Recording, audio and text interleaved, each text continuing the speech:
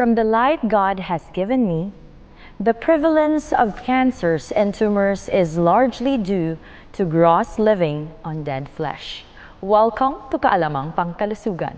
Good afternoon, Doc. Good afternoon. And good afternoon po sa ating pong mga kaibigan na patuloy pong sumusubaybay ng programa pong ito. Kaya kung kayo po ay nakatutok ngayon, tawagin niyo na po ang inyo pong mga kaibigan, ang inyo pong mga kakilala, i-message niyo na po, i-share niyo na po ang Kaalamang Pangkalusugan ngayong araw pong ito dahil atin na po itong sisimulan sa isa pong panalangin. Tayo po'y manalangin. Mapagmahal po naming Ama, Diyos na makapangyarihan po sa lahat, lubos po ang aming pasasalamat at papuri sa inyo pong dakilang pangalan. Salamat po Ama sa pag-ibig. Salamat po sa 8 utos ng pangkalusugan upang kami po, Panginoon, ay patuloy na ma-remind sa lahat po ng aming mga kinakain, sa lahat po ng aming mga ginagawa upang mapangalagaan po namin ang aming pong katawan na magbibigay po ng papuri sa inyo lamang. Salamat po Ama sa araw pong ito. Basbasan niyo po ang lahat po ng mga manonood ng Kaalamang Pangkalusugan at gayon din po Panginoon ang mga tao po na may karamdaman. Basbasan niyo po sila Panginoon ng kapangyarihan ng banal na Espiritu upang magkaroon po sila ng kagalingan sa tulong po ng mga masusustansyang pagkain na orihinal na mula po sa inyo. Ito po ang aming hiling at dalangin sa matamis na pangalan ni Jesus. Amen. Amen. Mga kaibigan, alam ko po, excited na kayong malaman dahil iba po ang topic natin ngayon. Talagang yung topic na ito ay kapanapanabik. Bakit? Dahil marami po sa inyo ang nagtatanong, ano kaya, Sister Gladens, Doc Tam, yung mga kasagutan na tinanong nyo last week regarding saan? Regarding sa buko, regarding sa cancer. Kaya tumutok po kayo, ihanda nyo po ang inyo pong ballpen at ang inyo pong mga papel dahil sasagutin na po natin yan ngayong araw na ito. Doc, handa ka na ba? Yeah. Ayun, okay. So alam niyo mga kaibigan, iniwan natin yung isang katanungan na, Doc, bakit kaya may tubig yung loob ng buko? At gaano kaya karami yung tubig na kailangan nung coconut tree, nitong buko natin? Actually, pag pinag-usapan natin ng nature, ito yung hiwaga na paano nabubuo dun yung laman at merong sabaw. Na kung titingnan natin itong pagkagawa dito sa bukong ito, kitang-kita natin doon na lang sa bunga niya, bakit merong makapal na balat siya. And at the same time, meron pa siyang skull. Kumbaga sa yung pinaka-niyog niya. Yes, Ano tawag yung dun? bao. Yung bao niya. Tapos nandun sa loob ng bao yung laman niya at yung sabaw niya. So ito yung katanungan na kung pagka minsan, something to think about that we must find out on how the Lord protected. Parang tao, di ba, tayo, bakit meron tayong buhok? Anong purpose niya? Yes. Bakit meron tayong skull? O ilang layer pa yan bago makarating sa brain? So ang pinopoint natin, dahil napakahalaga nung loob nung kinokobera niya. Amen. So nung nakita ko yung kung anong klaseng material, yung laman ng buko, even science of today actually recognizing that there is something in there. Na napakaraming mga, katulad for example ng pagka tumagal na yung buko, di ba? Assuming na hindi mo kinain kaagad. Yes. Kinokopra yan. Opo. At yung kopra niyan, ginagawang oil yan. Kung tawagin ni cold press. Na napag-aralan na ang oil ng coconut, hindi lang sa buhok maganda. Kundi pag ininom mo, lalo na yung cold press, maganda ito sa katawan at lalo na sa brain. Yan yung pinaka-transmitter na kung paano yung nutrients na nadi-deliver doon. At pag pinag-aralan naman natin yung cover nito, kung tawagin niya natin yung Pinakabaon niya? Baon niya, ginagawa naman coconut, ano ba ito? Charcoal. Yes, Na totoo yun. pang-absorb ng lahat ng toxin sa loob ng ating katawan. At nung araw pa, ginagawa pa namin itong pamplansya. Inilalagay yan sa plansyahan. At the same time, pinanggagatong naman ng iba. Napakaraming gamit yan. At yung balat naman ng buko, pwedeng gawin damit yan. Nagagawa ng damit ngayon yan. At ginagawa rin pang pakisap ng flooring yan. Totoo doon. Marami, napakaraming mga benepisyo yung makukuha dyan. At ang pinakamaganda rito, yung laman ng buko. Ayun. Kung pag-aaralan natin yung laman o taba ng buko, to tell you honest, talo pa yung omega-3 ng isda. Yes. Kasi denatured yung omega-3 eh. Dead animals yun eh. Talagang alam natin na hindi naman yun nanggaling sa natural eh. Kasi pag sinabing natural, talagang nanggaling ito sa tumutubo. Hindi gawa ng tao. Eh, tumutubo. Pag tinanong mo, tutubo. Oo, totoo. Ikaw ba, nabasa mo sa Genesis 1:29 na ang pagkain daw na design ng Panginoon sa sangkatauhan ay ang pagkain na nirepresentahan ng mga pagkain may buto. Yes, yung umuusbong na galing sa buto. Umuusbong na talagang merong absorption o photosynthesis na manggagaling sa ground. Dahil tayo, ang balat natin galing to sa ground. Yes. Kaya kailangan natin galing sa ground din yung Kakainin natin. Ipapasok natin sa katawan. Kaya magtataka ka, bakit sa history? Talagang, bakit hindi pinahintulutan ng Panginoon na yung unang mga magulang natin, si Eva at Adan, talagang hindi sila kumain talaga ng flesh food eh. But anyway, pinag-usapan natin ang buko. Ang buko talaga ay marirecommend ako. At very proud ako sa lahat ng mga tao sa buong mundo. Dahil ang Pilipinas, isa sa pinagpala na kung tawagin nga natin ay Tree of Life. Bakit Tree of Life? Bubuhayin ka, may essential fats, Yes. essential amino acid, complex carbohydrates, essential complex water. Yes. Ano pa? Yung anim yan eh. Water, essential fats, essential minerals, complex carbohydrates. Meron pang siya, anim to eh. Nandun lahat eh. Vitamins. Yun. Vitamins and minerals. Yeah, na vitamins kailangan. and minerals. Ibig sabihin, yung 6 nutrients na required ng body, pinagsama-sama dun sa buko. Amen. Kaya ting umaga, may sabaw ko ng buko. Amen. At yung laman ng buko, bine-blend ko yun sa smoothie. Ayun. Ang sarap. Kaya kung tatanungin mo kung kulang ako sa omega-3, hindi ako tatakot kasi alam ko na matindi yung fats noon. Pangalawa, walang sabit. Walang agam-agam. Walang tinatawag na saturated or something na kikipot yung blood vessel ko. Kaya talagang kung malalaman lang ng napakaraming mga tao yung benepisyo ng buko, uuwi na talaga sila ng Pilipinas. Totoo, Dok.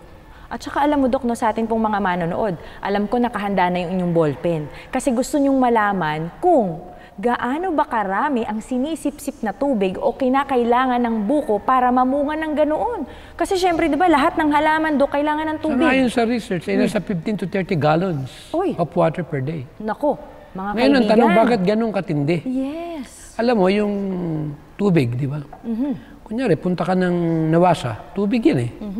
Hindi mo pwedeng basta inumin yan. Bakit? Contaminated ng tubig eh. Para makasiguro, buti na lang, meron na ngayon teknolohiya na pag-aralan nila na may certain amount pala ng TDS na hindi po pwedeng maparami ang katawan natin. Yung total dissolved minerals. Pangalawa, itong mga total dissolved minerals na ito ay nasa under category ng inorganic, kasama ng lead, metal, mercury, and so on. At yung mga tinatawag na mga calcium deposit yan, na nakuha sa plumbing. Ang ginawa ngayon, nag-create ngayon ng something kung paano salain yung mga harmful minerals. Yung mga inorganic na hindi kayang absorbin ng katawan. Gumawa sila ngayon ng filtration system na kung tawag ni reverse osmosis. Na ang sukat ng membrane nito talagang super liit. Kasi ang isang membrane, nasa yung 100 times smaller than human hair. Just imagine that. Doon dadaan ngayon, yung may micro ng tawag, micro na ginamit nila. Nung yan pinaraan doon, it will take 1 hour to 2 hours para makabuo ng 1 gallon of water. Na malinis. Na malinis. Nasaan na yung the rest? Waste na siya. Kaya ginagawa ng buko, a-absorb siya ng napakaraming tubig, pero kukuha lang siya, sakto lang dun sa laman ng buko. Amen. Isipin mo, 30 gallons. Oo. Sino ba naman ang tao? Naku mga kaibigan, may tanong po ako sa inyo. Mag-comment po kayo ngayon sa atin pong episode ngayon. Na kaya pure na pure talaga eh. Oo nga. Kayo po ba, nakainom na po ba kayo? Sino ang nagko-consume sa isang araw ng 30 gallons? Grabe, Dok. Parang kahit ako, hindi ko kayang uminom ng 30 gallons. Pinagsama-sama ron. Iba ang pagpapala ng Panginoon. Hindi ko kayang baliwalain ito. Kaya ako required, every morning, 1 glass ng sabaw ng buko. Plus yung laman. Every breakfast. Kaya gano'n na lang, Dok, ginawa ng Panginoon yung pagpoprotect. Hindi ko pagpapalit yan sa piniritong dilis. hotdog, Oo. at mga instant noodles. Totoo, Dok. Kasi, No way. Hindi ka doon mabubusog, Dok. Ay, nako, hindi lang. Lalasunin ka pa niyan. Yes. At wala Kaya ka ang dami may kidney problem ngayon. Hindi lang yun. Itong buko, may healing to. Alam mo kung medyo may kidney problem ka, diuretic kasi yan. Ipaplasma na. Papaihi, yes. Papaihiin ka. Lilinisin pa yung kidney mo. Yun, ang maganda. At ang maganda sa buko, i-hydrate ka. Amen. Alam mo, napakaganda sa skin ng buko. Totoo doon. Lalo Nakakapagpa-moisturize. na yung blended na yung Laman. yung sariwang laman ng buko na medyo magulang-gulang. Ilagay mong lotion yan, pure na pure. Ilagay mo sa yung kutis, pati sa buhok. Hayaan mo ng 1 hour. Hayaan mo lang matuyo. 1 to 2 hours kung kaya Ang mo. kinis-kinis mo na, Hindi Dok. lang yun, humarap ka sa salamin. Ano, Dok? Yung pa rin ang mukha mo. Ay, totoo din yan, Dok. Pero kikinis. Ayun. Saka yung lambot, tinan mo sa edad ko to, kita mo naman. Totoo, Hindi ako nawawalan moisturize. yan. Hindi kulubot, Dok. Eh bakit naman? Eh libre naman. Ano ba naman yung buko? Yes. Kaya nga, bumili ako ng lupang may buko eh. Eh bakit? Ang mura lang naman dito sa Pilipinas ang buko. Eh bakit ba naman natin titipirin? Kasi ibibili nyo ng kung ano-ano dyan. Totoo, Dok. Kakain kayo ng mga kung ano-anong mga lechon na kung ano-anong mga pagkain dyan na pagkain ng mga hindi naman nakakaalam ng katotohanan. Lalo na pinag-uusapan natin ng cancer. Aba, sa kasaysayan ng sanlibutan, ngayon lang dumako tayo na ang cancer ngayon ay parang sipon na lang. Totoo, Dok, di ba? Parang normal na lang siya na dumadapo sa katawan ng tao. Mainly because tayo kasing mga tao, matigas ang ulo natin eh. Gusto natin kung ano yung masarap, yun yung kakainin natin, kung ano yung kinain ng kapitbahay natin. Ay, parang masarap yung ulam nila, yung amoy ng ulam nila, parang nakaka-addict, parang ganun. Which is nakakasama pala sa atin yun, mga kaibigan. Remember the value of what we eat. Remember na dapat kung ano yung value, kung ano yung makakatulong, yung makakatulong sa ating pong katawan, yung makakapagpagaling din sa lahat ng ating mga karamdaman, ay dapat yun yung ating pong kinakain. Yung iba kasi walang alam eh. Kaya nga yung education na binanggit ni Miss White, yung educate pleasantly and intelligently. Ang sabi nga, teach the truth, pray the truth, live the truth. Yun ang pinakamamabigat. Yung tigapagturo, kailan pala, kung ano yung sinasabi mo, ay gawin mo. Totoo do. Kaya hindi naman talaga madali magturo eh. Paano ka magtuturo ng vegetarian kung hindi ka ng vegetarian? Paano ka magtuturo ng magpaganda ng katawan kung malaki ang tiyan mo? Yes. Para sa akin, totoo eh. Harap ka sa harapan, tapos doble yung laman ng puson mo. Tapos ituturo mo pang kalusugan. Paano pag nagle-lecture ako, tinititigan pa naman ako mula pa hanggang ulo. Oo. O subukan mo. Mag-lecture ka ng health, Gladens. Talagang tumatag ka. Yes, totoo yun, Dok. Totoo po. Talagang dadaan ka talaga sa tinatawag na proseso na talagang lahat ng ano mo titingnan sa'yo. Yes, totoo yun, Dok, no? Eh, hindi naman biro ito. Alam mo kung bakit? Bakit, Dok? Eh, siyempre, pumunta ka doon sa gawain na talagang masasabi natin na the most important ang binanggit doon sa Council on Diet. The most important part of the work of the ministry. Yung tinatawag na itong health message. Amen. At yung bahalyo pala nito, eh hindi pala ganun kadali yan. Talaga palang ito pala talagang napakahalaga. Kaya napakahalaga na naging kabahagi tayo nito. Unang-una, nabe-benefit ka. Bakit ka nabe-benefit? Eh kasi gusto mo rin namang i-prove sa sarili mo na hindi yung tinuturo mo, pero hindi mo nararanasan sa sarili mo.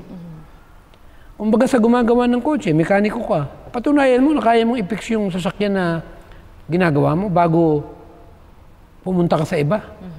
At sasabihin mong kaya mong gawin yung sasakyan nila. Kailangan marami ka munang ebidensya. For example, nung araw, may high blood ako. Nawala eh. Eh hindi naman magic eh. Nag-vegetarian lang ako eh. Hindi lang kumain ng mga animal material na yun eh. O eh bakit hindi na ako nakakaranas ng ganung problema? Actually, tataas lang mo ng blood pressure mo pag kumain ka ng mali eh. And then, maging independent ka na. But anyway, ang sarap pag-usapan itong mga subject na ganito eh. Kasi alam ko tayong mga Pilipino, talagang marami tayong dapat na baguhin. And alam niyo po sa atin pong mga manonood, kung meron po kayong katanungan, meron po kayong suggested na mga topics at mga prayer requests, ay isend nyo lamang po yan dito po sa Kaalamang Pangkalusugan. At amin po kayong ipapanalangin. Alam niyo mga kaibigan, hindi lingid sa inyong kaalaman na talagang pinagdidiinan talaga natin itong word na cancer. Kaya kung napansin niyo po kanina sa pangbungad na pagbati po natin, yun po ay binasa ko from Ellen G. White, Statements Concerning Cancer. At ngayon, nabanggit kanina ni Doc, hindi na ito, kumbaga, ordinaryo na lang ang cancer sa nakikita natin sa ating pong paligid. At gusto ko pong ibahagi po sa inyo ang nakasulat dito ng buo. From the light God has given me, the prevalence of cancers and tumors is largely due to gross living on dead flesh. I sincerely and prayerfully hope that as a physician, you will not forever be blinded on this subject. For blindness is mingled with a want of moral courage to deny your appetite, to lift the cross, which means to take up the very duties that cut across the natural appetites and passions. Ang bigat nun, Dok.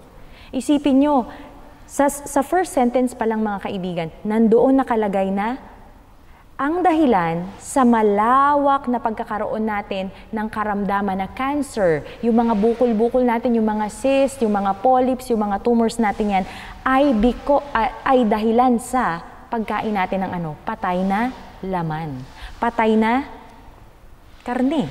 Ngayon, ang sabi dito ni Mrs. White, I sincerely, ipinananalangin ko na sana sa ating pong mga doktor, sa ating pong mga medical practitioners, hindi ko lamang ililimit sa ating pong mga doktor o mga espesyalista. Ang appeal po sa atin, lalo na even kami po ni Doc, even though we're not medical doctors, nandito kami para maging isang missionary na medical missionaries, di ba Doc? Na sinasabi sa atin dito na huwag tayong mabulagan, huwag tayong maging bulag sa pagkakaroon natin ng kaisipan na ay okay lang kasi makukuha ko kasi yung protein, makukuha ko kasi yung ganitong nutrients sa laman. Hindi ganun sa karne, hindi ganun.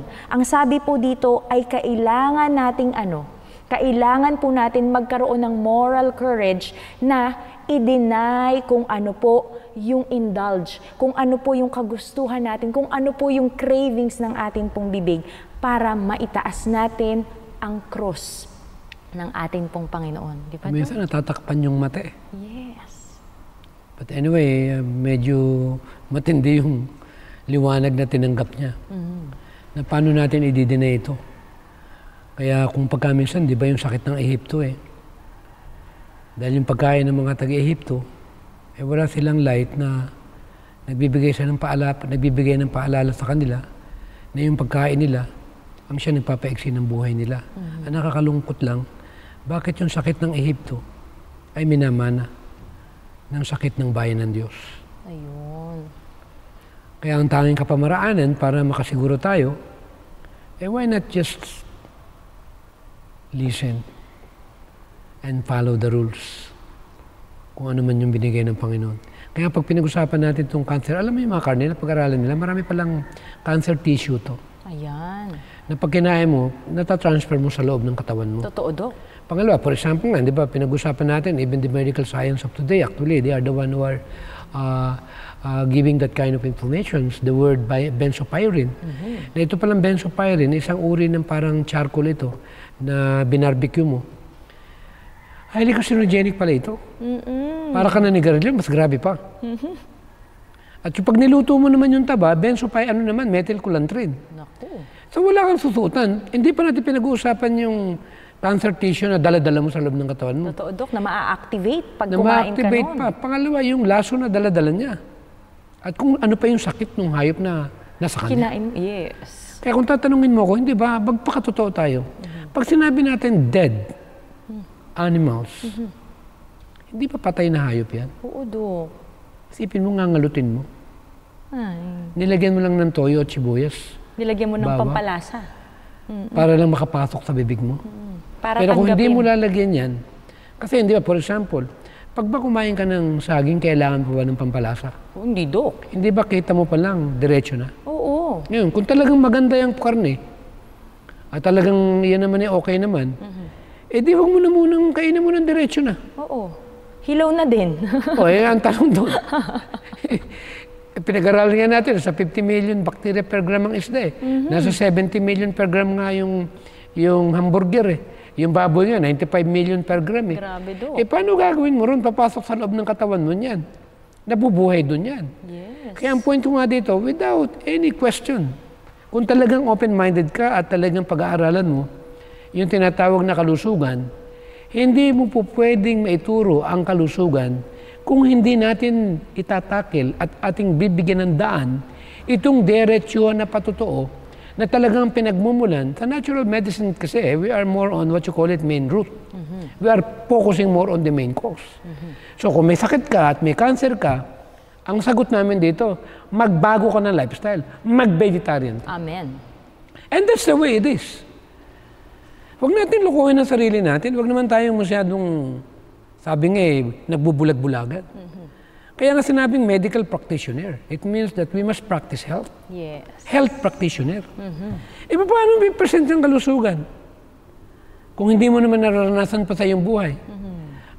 Kaya nga itong experience ko nung araw, nakakaano man, pero may akong pasyente. 10 years na siyang may diabetes. Nung lumapit sa akin ay, gumagaling po ba ang diabetes? Hindi naman ako pwedeng mangako tayo ng langit at buwan o bituin. Pero ang katawan naman natin, nagre-regenerate. Now once you change your diet accordingly with the regimen ng Panginoon, ang body ang magkukorek niyan. So sabi ko sa kanya, why not just to take natural means or medicine, including the 8 laws of health. And it happens naman na gumanda yung sakit niya, nawala yung diabetes niya. Amen. Ang natutuwa lang ako, sabi niya, saan ka ba ako nagpagamot? Ang problema nga yung doktor na gumagamot sa akin, parehas lang naman kami ng sakit eh. May diabetes din siya. Naku. Sabi ko, pwede pala yung gano'n na magpapagamot ka na ang sakit mo, diabetes. Tapos yung doktor na gumamot sa iyo, may diabetes din. Naku. So ito yung point na, kaya inanak ko sa Channel 2 nung araw. May mga nagpapatotoo dito. Katulad ni Daday Tebes, stage 4 cancer with diabetes. Nagbago ng lifestyle. Ano magagawa ko? Gumaling. Hindi naman ako yung nagpagaling. Yes. Kumain lang naman ng maraming gulay. Nag-cleanse. Tumira sa fresh air. Uminom ng sapat na amount ng tubig. Lalo na yung buko. Kaya nung nawala yung sakit niya, parang nagkaroon siya ng mitiin at dalahin sa puso niya. Na para bang guilty siya. Kaya nangyari, nagle-lecture na rin siya. Amen. Ganun nung nangyari sa aming pamilya. Amen. Hindi kami narito para patamaan kung sino pa man. Ito. Lahat tayo guilty. Wala namang taong hindi nagkamali. Wala namang taong hindi nagkasakit eh. Ang taba ko nga, 185 pounds ang timbang ko eh. During that time eh. Pero ang tanong ko, may hope. Huwag namang para bang, pag nagkaroon ka ng ganung karamdaman, sabihin siya, wala nang magagawa. Forever na yan. No way. Yan ang hindi ko kayang tanggapin. Walang tinatawag na hatulan. Hindi natin pwedeng hatulan ng kakayanan ng ating katawan. Kahit sa kasalanan ng tao. Kahit anuman ang karaming kasalanan ng tao. Isang tahingi lang ng tao dyan, burado yan sa harapan ng Panginoon. Batas yan na hindi po pwede nating baliwalain. Dahil nung napag-aralan ko yung Biblia, yung biyaya ng Panginoon, sapat na. Sa dugo niya. Kahit ano yung sakit mo, kay physical o spiritual, simple lang sa Panginoon yan. Amen. Malibang ayaw mong i-give up. Totoo do. Yung nakasanayan Yes. na minahal ng matagal na panahon na nagiging cause ng iyong pagdadala ng kahirapan sa iyong buhay. And I am calling all of our viewers to look back, not to look back, to see to it that we are going to follow exactly using the protocol of God. Amen. Alam mo, Dok, ang ganda, no? Doon pa lamang po, nabubusog na ako sa pakikinig po, no? And I hope and pray na dito po sa binabanggit dito sa sinasabi po sa atin, yung appeal sa atin ni Mrs. White na let's want a moral courage to deny our appetites, to lift the cross of Jesus Christ, which means to take up the very duties that cut across the natural appetites and passions. At yun po yung meron tayo bilang isang tao na makasalanan. Kaya mga kaibigan, sisimulan na natin. Habang buhay, may pag-asa. Amen. Ayan. Kaya sisimulan na natin itong pag-asa para sa ating pong mga kaibigan na lumalaban sa cancer. Kaya po yung topic natin mga kaibigan ngayon is fighting cancer. Ready ka na ba, Doc? Yeah, Ito go na ahead. ang isi-share natin sa kanila. Alam niyo po, napakaganda pong balikan, basahin ang ating pong Spirit of Prophecy, especially po yung nakasulat po sa Medical Ministry, page 278. Ang sabi po dyan, I have the subject presented to me in different aspects. The mortality caused by meat eating is not discerned. If it were, we would hear no more arguments and excuses in favor of the indulgence of the appetite for dead flesh. We have plenty of good things to satisfy hunger without bringing corpses upon our table to compose our bill of fare. Isipin mo, Dok. Gumising lang tayo. Alamin lang natin. Actually, kitang-kita na nga, Dok. Diba? Ako sa totoo lang kanina nung sinishare mo yung mga dead animals. Kaya nga yung gisingin hindi na pwede. Oo, hindi ganun. Talaga yanigin mo. Oo, kung kailangan tulog na tulog. gumising ka. Pagisingin Dapat natin ang ganun. mga Pilipino. Ipag malaki natin ang bansa natin. Amen. Na may kayamanan tayo dito. Yes. Ang dami natin buko. Gamot yan sa cancer. Amen. Totoo, Dok. Ito pa, Dok. Hindi po nagtatapos doon. Magbabasa po tayo na magbabasa. Tulong pala sa cancer. Yes, ito po. Ito pa, Dok. Sabi po dito sa Councils on Diet and Foods din, the meat diet is the serious question. Oh. Wow. Serious question, mga kaibigan. Shall human beings live on the flesh of dead animals? Isang tanong. Ito pa, Dok. The answer is, from the light that God has given, is no.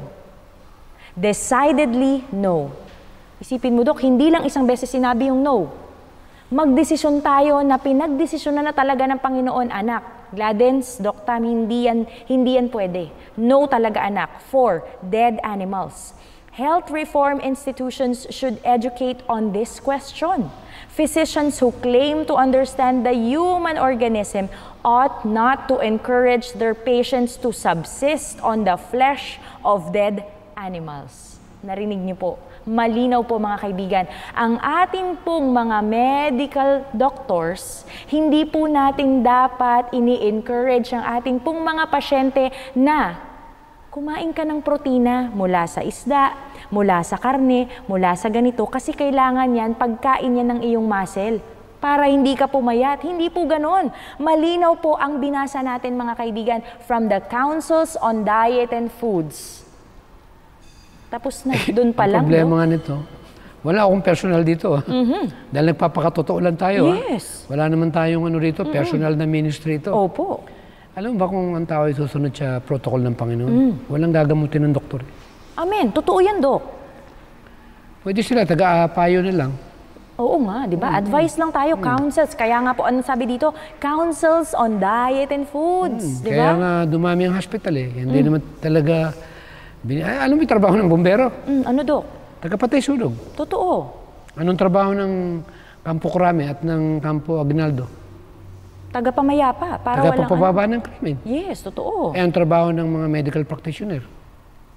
Naku. Tagagamot. Pababain ang karamdaman. Yes. Kaya sabi nga, meaning ng doktor, to teach and practice health. Turuan mo yung tao Totoo. na mag-practice ng kalusugan. Isa pala yan sa Pinanumpaan mo. na kailangan maturuan mo yung mga mamamayan. Hindi yung, kainin mo lang yan. Oo, inumin mo to. Okay yan. Oo. And then after 1 week, kaya na naman. Babalik ka na naman doon. Papareseta hindi na ka kaya. na naman. Oo.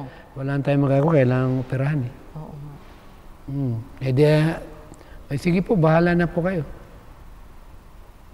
Hindi rin na kaya. Kailangan chemo na.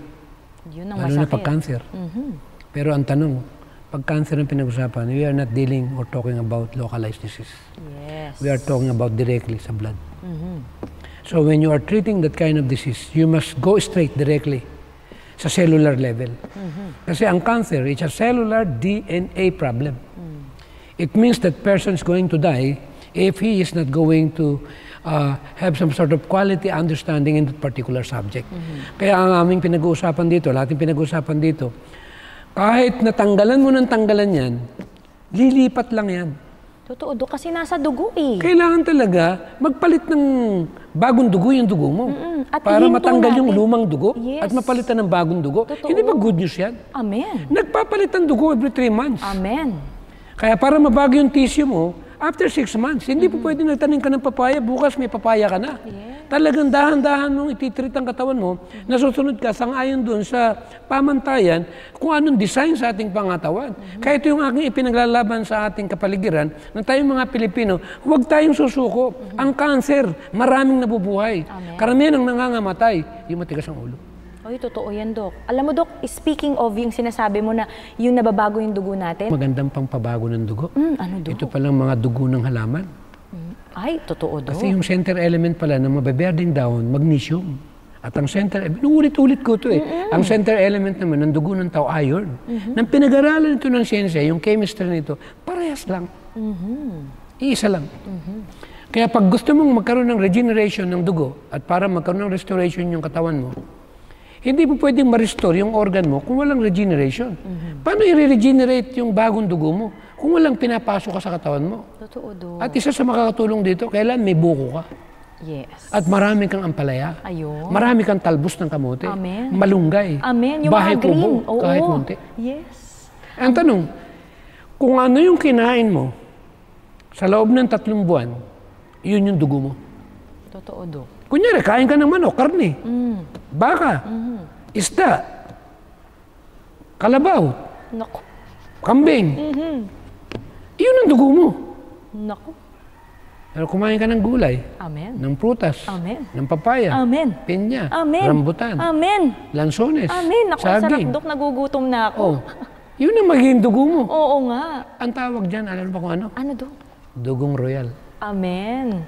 Totoo, Dok, because Iba I am yung a dugo. child of the King. Iya, dugong royal. blood Kasi, ako, si Adam and Eve, royal yan eh. Yes. Eh, hindi naman nila lang ng Panginoon, ang Panginoon lumalang sa tao, kaya nga royal eh, anak ng Diyos eh. Yes, Kaya pag lahat ikaw tayo nakilala mo ang dapat. Panginoon, at ikaw ay nabinyagan na, at ikaw ay kapilang na sa kanyang pamilya, yung original diet, ito yung pagkain na para sa mga royal family. Amen. Kaya alam mo, Dok, itutuloy natin itong pinag-uusapan nating cancer. Kasi alam niyo po mga kaibigan, no, sabi po dito, yung sa Councils on Diet and Foods, regarding po dito sa cancer, they should point out the increase of disease in the animal kingdom. Sino daw po? Yung ating pong mga medical doctors na binasa natin. In continuation lang po ito sa Councils on Diet and Foods. Sabi dito, the testimony of the examiners is that very few animals are free from disease, and that the practice of eating largely of meat is contracting diseases of all kinds. Ng ano daw? Cancers, tumors, scrofula, tuberculosis, and numbers of other like affections. Kaya kung magkasakit ka nito, huwag ka nang masyadong iyakin. Totoo. For example, nadinig mo na. Eh, ang tigas ng ulo mo. Aray. Eh, kung tamaan ka ng ganyang uri ng karamdaman, eh, kailangan maintindihan mo na ikaw yung merong kasalanan. At hindi ka Kailangan ikaw po yung pwedeng magbago. konsintihin. Yes. Na alam mo na naman na yan ang consequence niyan. Ang pinag-uusapan natin dito, kung ayaw mo magkaroon ng cancer, ayaw magkaroon ng tumor, ayaw magkaroon ng scrofula, o myoma, o kung ano mga inflammatory problem, o inflammation sa loob ng katawan, mag-vegetarian ka. Amen. Yun talaga ang Simple. kailangan. Yes. Yun talaga yung kailangan Napahirap natin. pa eh, ganun lang naman talaga kadali yan. Kaya paramihin natin naman vegetarian. Amen. Amen. Itayo Amen. natin ang pamantayan ng antas ng pangkalusugan na ibinigay noong 1800 sa Iglesia ng Seventh-day Adventist. Amen. At bilang mga miyembro, ipakita naman natin na tayo talaga ito. Yes, totoo, Dok. Tayo talaga yun. Manindigan po tayo, mga kapatid. Bakit di ko kinakahiya ito? Bakit 1800? Sino nagtuturo ng bawal manigarilyo? Oy, wala. Sino nagtuturo ng kumain ng baboy? Wala, Dok. Sino nagtuturo ng mag-vegetarian? 1800. Naku, Seventh-day Adventist. Yes, totoo. Kaya pag pangkalusugan ng Adventist lang. pinag-usapan, biblical, isa sa palatandaan niya ng totoong iglesia. Amen. Totoo yan, Dok. Kaya ito mga kaibigan, ihanda nyo na po ulit ang inyo pong ballpen at papel dahil isi-share po namin sa inyo ngayon kung ano po yung mga pagkain na makakapatay sa ating pong mga cancer cells. Yes, narinig nyo po, makakapatay sa ating pong mga cancer cells. Dok, ano ba itong mga ito? Alam mo yung flaxseed oil? Kasi ang tindi ng omega-3 niyan, saka essential fats. Isang kutsara, twice a day, may inom ako niyan. Okay, nahalo ko sa kanin. Parang, Oo, yun na yung pinaka-oil. okay, nilalagay ko sa Masarap talong ako yan. sausawan, Dok. Iiho ko yung talong. Pagka ihaw ng talong, papahiran ko ng flaxseed oil. Ay parang prito lasa. Para yung air fry na potato. Yes. Yung French Nagugutom na fries. ako eh. Oo nga, kahit ako din, Dok, nagugutom Talo na yung ako. mga fast food chains yan. Totoo yan, Dok. Oo. Sa lasa na lang, ibang walang kasabit-sabit eh. Oo nga, Dok. Iba Saka yung natural. hindi sasakit yung ano mo, yung batok mo. Yes, oo. Totoo lang. At pag pinag-usapan pa natin yung garlic, ang garlic nito, lab na lab ko ito eh. Yes. Kaya nga pagkakain, umiinom ako nito eh. Hinahalo ko rin yan sa sauce ko eh. Mura lang naman ang garlic eh. Ang taas kaya ng niya, ng material niya. Kasi ang lahat ng may sakit, ganito yan. Oh, ano, Dok? Nasa acidic ang environment nila. Totoo, Dok. Yung katawan natin. Alam mo yung garlic? Nasa 14 ng pH niyan. Ang bilis ma-alkaline ng dugo. At saka, alam niyo po mga kaibigan. May natural antibiotic pa yan. Yes. Takot ang cancer cells yan. Anti-inflammatory at nakakapayat po mga kaibigan. Di ba, Dok? Hindi lang nakakapayat. Ano pa, Dok? Nagpapataas ng metabolism. Ayun ang pinakamaganda. Para pumayat ka, kailangan mo ng pampataas ng metabolism. At ang makakatulong sa metabolism natin ay ang garlic, di ba, Dok? Hindi lang yun. Ano pa, Dok? Napakarami. Ano pa, Dok? Napakaganda yan sa dugo at sa blood vessel. At kung may high blood ka, hindi mo na kailangan mag-maintenance. Totoo, Dok, di ba? Basta mahilig ka sa garlic, yung hindi po pinirito, mga kaibigan, hindi po yung ginisa, kundi yung fresh na garlic natin, di ba, Dok? Okay. Ito pa, yung mga legumes natin, Dok, yung mga lentils natin, yan talaga kung iniisip nyo na mag-shrink or Pero liliit sa yung mga pag-aaral muscle. namin sa Amerika, yung mga lentils na ito, binababad namin yan eh. Yun muna. Ang tawag dyan ay Rejuvilac, yung sabaw nun. Yun ang mas malakas sa pampatay ng cancer cells. At yung mga sprouted na yun, na hilaw, pag tumubo ng puti-puti, sinasalad yun. Ayun, ang sarap, di ba? Pag cancer na yung sakit mo. Oo. Yung raw kasi, di ba? Yeah, raw.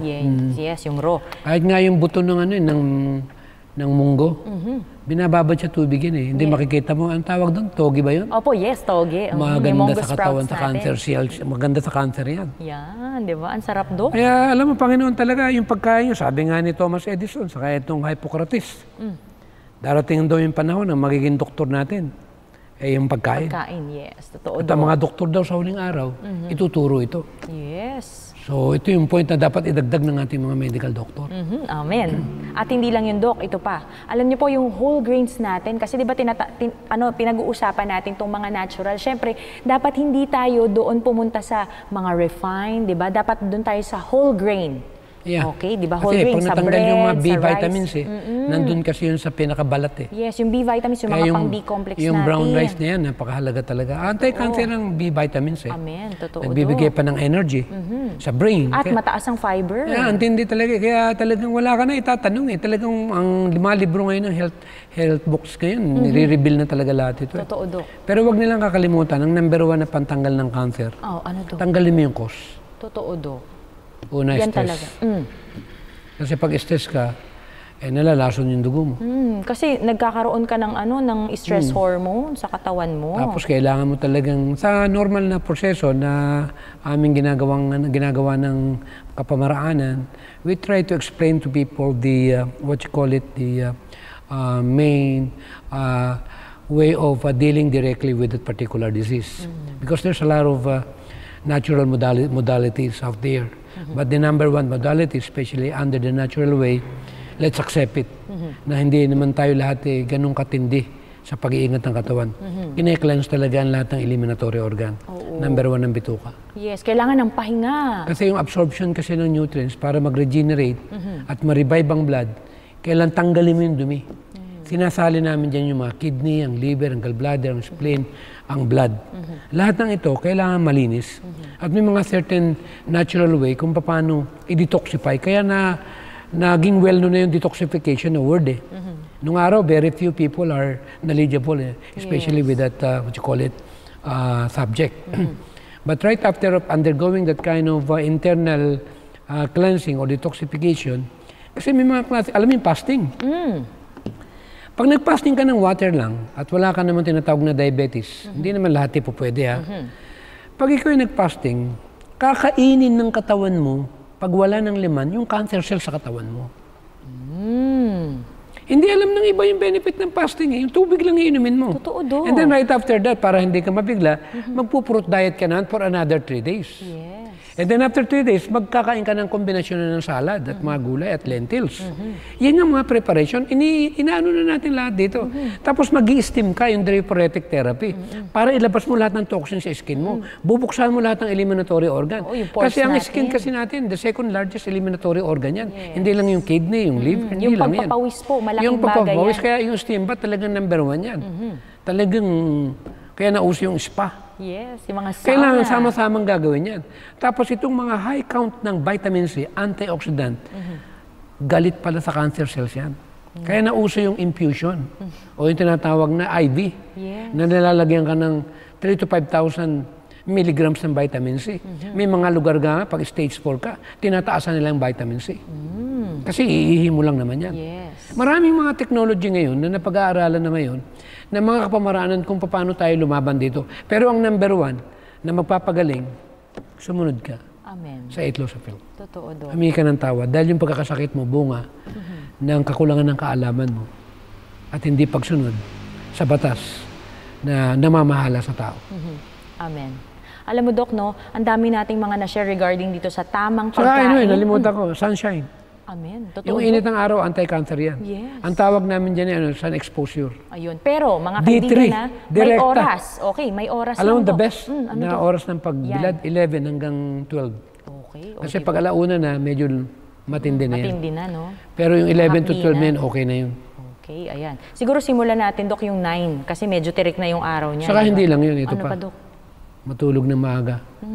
Alam mo ba yung pag natulog ka sa high elevated area, yung lungs mo talagang bumubukal, lumalaki, nag-expand. Na-expand, yes. Totoo, Dok. Kaya pag ikaw ay nakatira sa mga fresh air at hindi limited yung hangin mo, iba yung brain mo. Totoo, Alam mo yung brain mo, pagka ang oxygen nakapasok, talagang super active sila. Active, yes. Totoo, Dok. Kaya yung nag-walking ka sa mataas ang negative ion, iba yun. Oo nga. Napakaganda yan sa sakit na cancer. Lalo na yung naglalakad ka sa madaling araw sa tabing dagat. Amen. Tapos may buhangin, no, Dok, nakaapak ka. Tapos nakapa ka. Oo. Tapos ang ginagawa namin dyan, alam mo yung buhangin? Ano, Kasi Dok? tayo nanggaling sa lupa, di ba? Yes, oo. Magnet yan eh. Di ba pag ikaw nasa taas, pag tumalon ka, lalaglag ka, patay ka. Kasi minamagnet ka eh. Hihigupin ka. Pag nag-attach ka sa paa, kung tawag na grounding, yung tinatawag ng magnet ng lupa o yung energy ng lupa, nalilipat sa tao. Ang tawag dyan eh, grounding, magnetic. Ang ginagawa namin dyan, ganito. Huhukay kami ng, yung katamtaman lang yung lalim niya. Oo. Gaganunin. Tapos magpapabaon ka doon. Yung paa, hanggang dito, Sa leeg. ibabaon. Mga 45 minutes. Naku, ang sarap nun, Ang Dok. tanong sa akin ng iba, Ano, Dok? doon sa mga may cancer na, Dok, bakit nyo naman ako nililibing? Para ka ako kung sakali sanay ka na. Pero hindi nila alam, May health benefits yon. biglang lumalakas yung pakiramdam nila. Amen. Kaya yung mga may karamdaman, get out from the city. Yes. Punta kayo doon sa totoong gamot. Sa nature. Sa nature. Yes. Kahit papirahan mo lahat yan. Mali yung kinakain. Nasa dugo yan. Ganun Tapos ang tirahan, walang sariwang hangin. Macha-chop-chop na yung tao. Paano? Tapos, nagkakasunog-sunog na yung laman, radiation. Ang kinakain naman yung mali. Yes. Wala namang masama doon sa ganun. Ang pinopoint ko lang dito, dapat combine together. Yes. Para may healing tayo. Para naman meron namang naibibigay sa katawan. Ayun. Thank you so much, Doc. Ito naman po, alam niyo po mga kaibigan, ang dami po nating narinig na mga tips regarding po sa kung paano natin mapapatay yung mga cancer cells na na-activate sa atin pong katawan. Alam niyo po ba, meron pong isang prutas na tingin ko ang ilan po sa inyo ay alam na. Pero gusto ko pong i-comment niyo po yan ngayon dito po sa atin pong episode regarding fighting cancer. Ano po kaya itong prutas na ito? Kasi alam mo, Doc, ang tawag dito sa prutas na ito ay graviola. Oh, Doc, itong graviola, Doc, narinig mo na ba? Ano na yan, very familiar na yan sa mga nag-aaral tungkol sa sakit na cancer. Totoo, Doc. Kaya ito, i-reveal na natin sa kanila na itong graviola, mga kaibigan, ay meron siyang mga chemicals na nakakatulong para malabanan, fight against cancer, as well as bacteria, viruses, and parasites. Yeah. Kaya, ito pong prutas na ito ay kulay green. At ito pong prutas na ito ay pag nakita nyo po, siguro mukha siya, kapag nakita nyo po yung cancer cells, nako, baka sabihin nyo, cancer cells din ito, pero hindi po. Pag tinignan po natin itong prutas na ito, mga kaibigan, ay sasabihin nyo po, nako, Sister Gladys, ang sarap pala ng prutas na ito at kahit araw-araw ko siyang kainin ay hindi ako magsasawa. Sabihin mo na kasi sa Tagalog. Oo, ito na nga. Wag nang pag-graviola pa. Siyempre, alam mo Dok, sa totoo lang, no, I would Guayabano like... yan. Ayun, guyabano. Ayan, sa atin pong mga manonood. Because you know what, Doc, graviola is one of the names of guyabano and sarsop na tinatawag natin sa ibang bansa. Because we have listeners and we have viewers from different countries who are watching us right now. Hello, thank you so much for watching us. Now, itong guyabano natin, itong graviola, itong sarsop... Actually, yung dahon ng guayabano, nilalaga yan eh. May certain benefit din yan eh. Nakapag-cleanse ng system. Yes. Plus, meron din siyang dinadalang anti-cancer properties. Eh, dahon pa lang yan. Eh, lalo pa kung kakain tayo ng prutas. Totoo, Dok. Kaya isa-isahin natin to name some of the cancers na natulungan itong guyabano na ito or sarsop or itong graviola na ito. Breast cancer, Dok.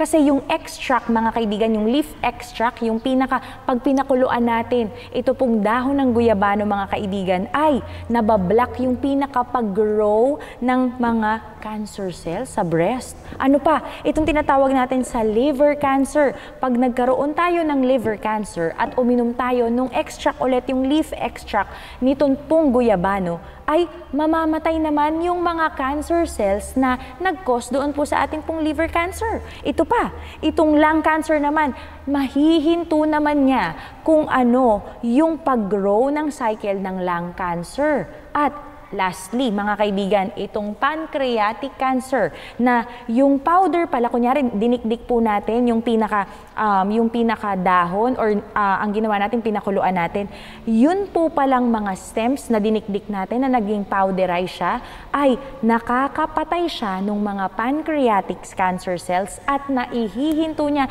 nabablock niya kung ano yung mga nagsisignal na, ay, teka lang, andito pala yung cancer cells, doon tayo mag-feed ng sugar, ito, ganyan-ganyan, para lumaki pa at dumami yung ating cancer cells. At yun po ang naitutulong para hindi po mag-spread ang mga tumor natin, yung mga, ang tawag dito, yung mga bukol-bukol natin, Dok, sa atin pong pancreatic. Pero hindi po pwede nating hindi ihinto yung pinanggagalingan ng cancer. Yun. Kailangan both. Totoo. Kahit sabihin mong kumain ka niyan, pero teka tuloy ng pa din. tapos kumakain ka ng mga highly carcinogenic material. Yes, For wala. example, itong GMO.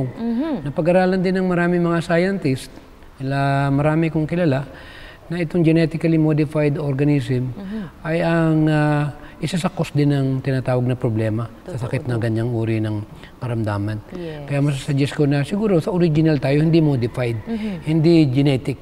Yung diretso na. Yes. Kumbaga sa kamatis, wag yung GMO. Kasi pinagsama yung animal species saka yung plant DNA. Totoo doon. Part ito ng edukasyon. Ano gagawin ko? May mga certain research naman na marami rin naman yung nababasa tungkol dito. Eh hindi naman natin para hatulan. Ang point lang natin, kung kaya natin kumain ng original na hindi GMO, doon na tayo sa natural. Kaya nga sa Amerika ngayon, meron ng nilalagay na label kung ng GMO o GMO. Kasi marami ng tao yung dapat maalaman tungkol dito. Ayun, thank you so much, Doc. At sa ating pong mga manonood, nais din po namin ibahagi sa inyo ito pong study noong June 14, 2022 by WebMD, Graviola or Sarsop or Guyabano for Cancer Treatment. Ito po ang nakalagay. Acetogenins or ACGs in lab test kill many types of cancer cells without harming healthy ones. They can even treat tumors that haven't responded to cancer medicines.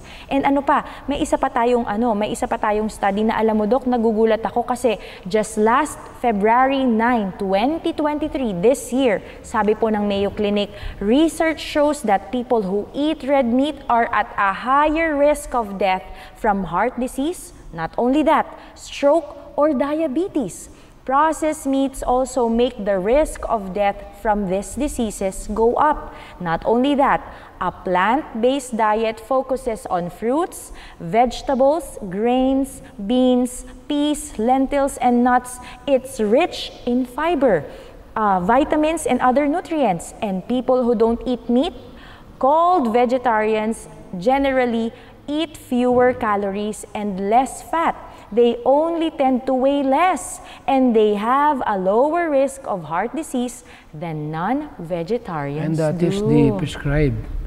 Kung pag-aaral natin ng Genesis 1:29, sino nagbigay niya? Ng God. Amen. So ngayon, meron na tayong katibayan Yes. ng Mayo Clinic ang nagbibigay ng paalala tungkol dyan. Amen.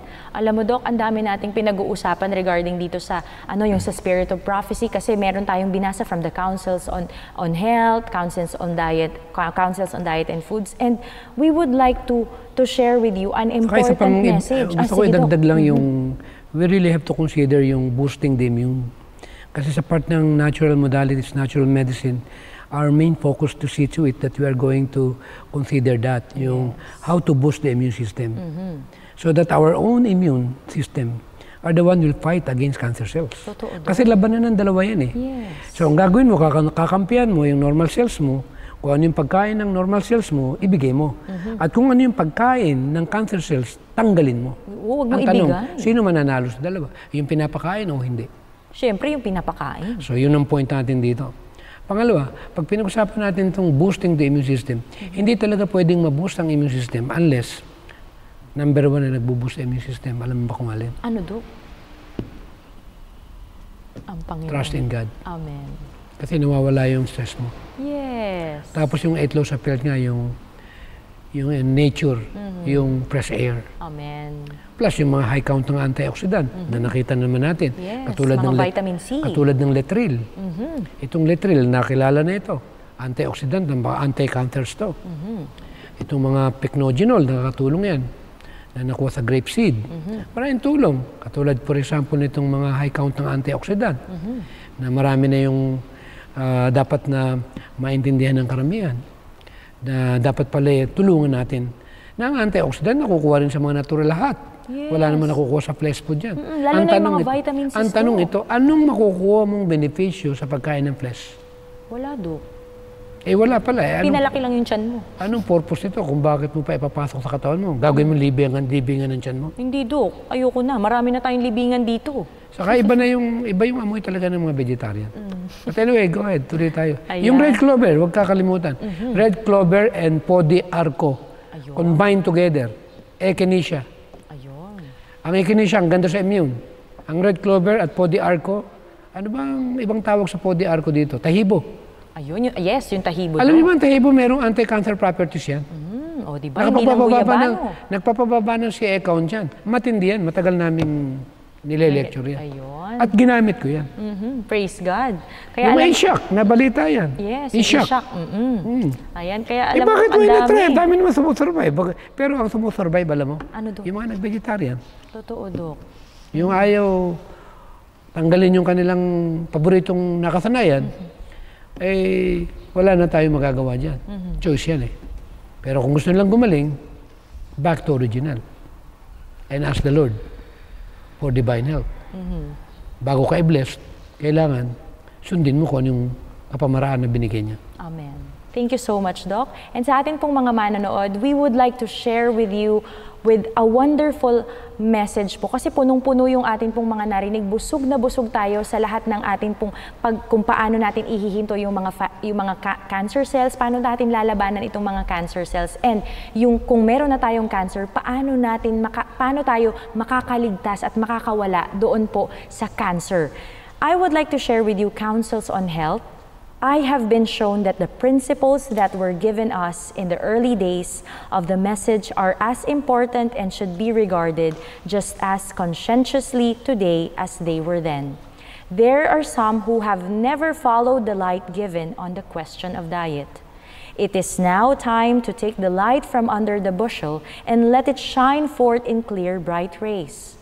Kaya ito pong message na ito, mga kaibigan, ay isang paalala sa bawat isa sa atin na yung liwanag na ipinagkaloob sa atin pong mga tao mula sa Biblia, mula sa Spirit of Prophecy, we need to be obedient. We need to follow the counsels on diet and foods because God knows kung ano po yung tamang ipasok natin sa atin pong katawan. Kaya alam niyo po mga kaibigan, napakabilis ng oras natin. Ang dami pa namin gustong ibahagi ni Doc, pero mag-send po kayo ng inyong pong mga suggested topics, mga Huwag naman questions. masyadong matakot sa cancer kasi kung minsan sa takot namamatay eh. Ay, totoo yan, Doc. Sa Di ba totoo lang, hindi nakaka-stress ako yun? takot dyan eh. Mas takot ako dun sa katigasan ng ulo eh. Yes, alam mo, Doc, sa totoo lang, no, nung minsan, may nagsabi sa akin, uy, Gladys, may nagbukas ng pinto. Sabi ko dun sa nagsabi sa akin, alam mo, kuya, alam mo, ate, hindi po ako takot doon hindi po ako takot doon sa nagbukas ng pinto, kung siya man po ay multo o kung ano man. Mas takot ako sa tao.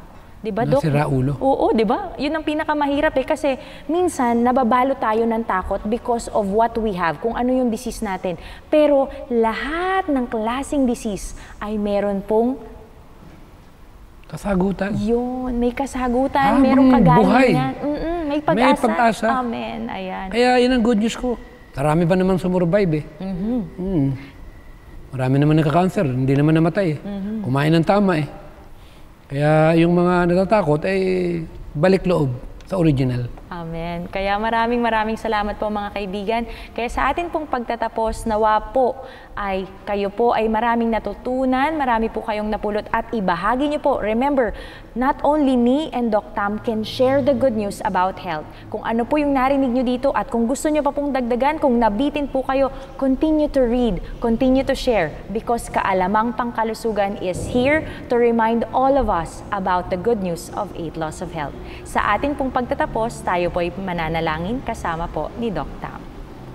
Dakila namin Diyos, kami po ay lubos na nagpapasalamat sa karapatan na kami ay inyong binigyan ng pagkakataon upang maging kabahagi ng gawain ng pagtuturo ng pangkalusugan. Tulungan kami, Panginoon, na magkaroon ng tamang kaisipan, tamang kapamaraanan kung paano namin babanggitin na ang mga magsisipakinig ay makatanggap sila ng kaalwanan ng kanilang mga kalooban na ang karamdaman ay bunga ng hindi namin pagsunod sa inyong kalooban. Patnubayan lagi kami, Panginoon, lahat ng mga nakikinig sa hapong ito. Nabigyan kami ng lakas ng loob na habang kami pa ay mayroong hiram na buhay, ay huwag naman naming basta na lamang na baliwalain ang mga payo na siya magbibigay sa amin ng totoong kaligayahan na hindi makukuha sa ano pa mga bagay sa sanlibutan. Maraming salamat sa pagkakataon ng pinagkakaloob sa amin ng Hope Channel, ng NPUC, na magkaroon ng daan ang pagdadala ng message of health so that more people will be blessed. Thank you, Lord, for all the blessings and love and things that we experience from Thee, that we are able to continue these kinds of informations, sharing and giving to people. But first of all, dear Lord, we'd like to ask forgiveness for all our shortcoming and sin, and give us the strength that we need and be able to continue the work of what you entrusted to us. Thank you, dear Lord. Bless all the people, all the viewers who are watching here. Give them the knowledge and strength so that they'll be able to overcome that one of the things that Satan is using is to destroy human health. And we know that time is getting very short, that we must see to it that we are going to do the work. Thank you, dear Lord, and help us not to look back, but to look forward and be able to look at you and win our battle against our enemy. Maraming salamat po at pagpalain lahat kami, lahat ng mga magagawa sa buong sanlibutan at lahat ng aming mga leaders ng aming iglesia at ang aming buong kababayan na kinakatawanan ng bawat sa amin ay magkaisa na ang pamantayan ng pangkalusugan ay mabigyan ng daan at marami ang mahango sa pagkaalipin ng karamdaman. Maraming pong salamat, Panginoon, sa pagdinig po ninyo sa aming dalangin sa pangalan po ng Panginoong Hesus. Amen. Amen. Mga kaibigan, isa na naman pong magandang topic ngayong araw pong ito. Kaya subaybayan niyo po kaming muli sa susunod pong Sabado, alas 4 pa rin po ng hapon dito po sa Hope Channel North Philippines. Ito po si Gladys Panuelos, kasama pa rin po si Dr. Mateo para sa Kaalamang Pangkalusugan.